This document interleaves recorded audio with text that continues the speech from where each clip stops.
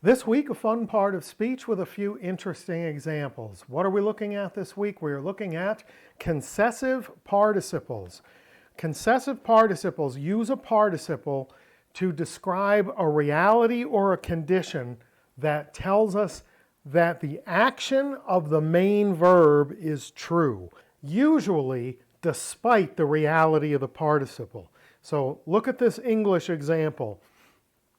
Having such huge ears, he is incapable of listening.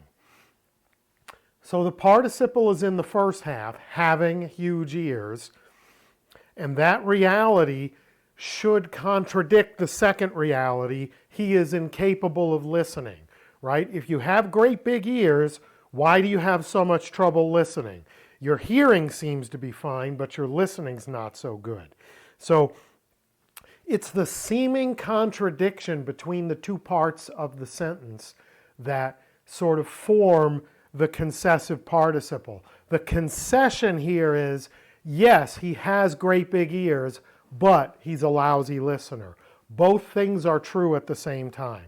So let's look at a Greek example in John chapter 10, verse 33. The English is from the ESV. The Jews answered him, "It is not for a good work that we are going to stone you, but for blasphemy, because you, being a man, make yourself God." And it's that last part, being a man, make yourself God, that we're looking at in Koine. Hotisu anthropos on, poies seauton theon. So hoti, because, su, you. Because you, then jump over to on. On is a present participle of me. It's being. Because you, being anthropos, a man. So here's the concession. We all know that the person who's speaking, Jesus, is in fact a man. That's what they're saying to him. Because you, who are a man, then we get to the second part, poies, you make. You is second person singular. You make, or you are making, seauton, yourself, theon, God. So we have two seeming realities that contradict. You, while being a man, are making yourself out to be God. Doesn't seem to compute. That's the concession. You're claiming that you're God, but at the same time you're a man. And we can't reconcile this incongruity. So interesting stuff. Let's go on to Ephesians chapter 2, and we'll see two concessive participles relating to just a singular example of the incongruity. So first up, chapter 2, verse 1, and you were dead in the trespasses and sins. So let's just look at you are dead. Humas, ontos, nekrous. Humas, you plural, ontos, being, again from me, nekrous, dead in the plural. You plural, being dead plural. Now let's jump down to verse 5, where Paul brings himself into the condition. Even when we were dead in our trespasses, made us alive together with Christ. By grace you have been saved. So here, ontos, our participle, being, hemas, we. So instead of humas, you plural, here it's hemas, we. Ontos being nekrous, dead.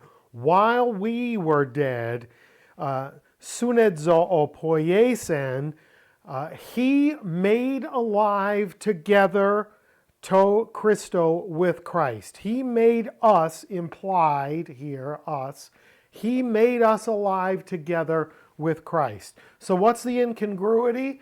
We were dead. First, you were dead, plural. Now, we were dead, plural. And the incongruity is, even though we were dead, he made us alive together with Christ. That's the concession. It's one thing to be alive with Christ. What makes it incongruous is we've established through the concessive participle that you, plural, were dead and that we were dead. So dead people being made alive with Christ is the seeming incongruity. Let's look at one more. Romans chapter 1, verse 21. For although they knew God, they did not honor him as God or give thanks to him, but they became futile in their thinking, and their foolish hearts were darkened. So let's look at our participle, gnontes, which is knowing from gnorizo. So knowing, ton theon, God. So here's the concession. They know God, even though they know God, knowing God, uk os theon edoxasan a eucharistesan. That's a tongue twister, that last one. So knowing God, they neither glorified him as God, os theon, as God, nor, a here is usually or, but because we have two negated verbs, it's they neither glorified nor gave thanks.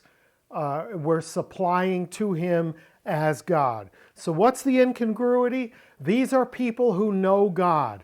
What's the thing that makes no sense?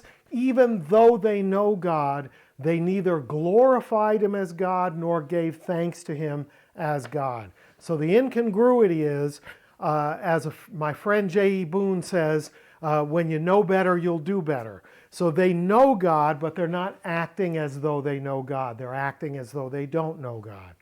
Pretty interesting contradiction. The concession here is their behavior. So like the exception that proves the rule here, the thing that makes us wrestle with the concession is they act like they don't know God, but we know that they do know God. We haven't had homework in a while. Finally, our homework assignment, I'd like you to take a look at Mark chapter 8, verse 18.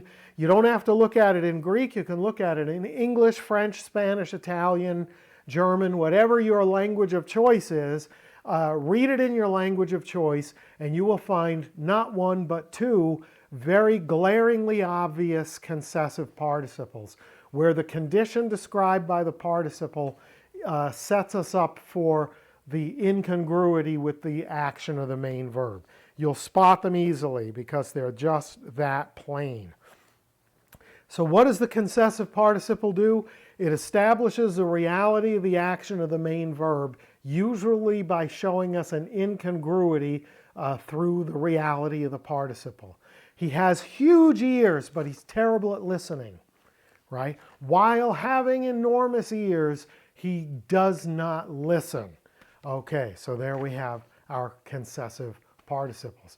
Thanks for watching. Hope that was good for you. If it was, you know what to do. Like, share, subscribe, tell a friend. Leave me some feedback in the comments. And until next time, Charis Kaireine Humein, grace and peace to you.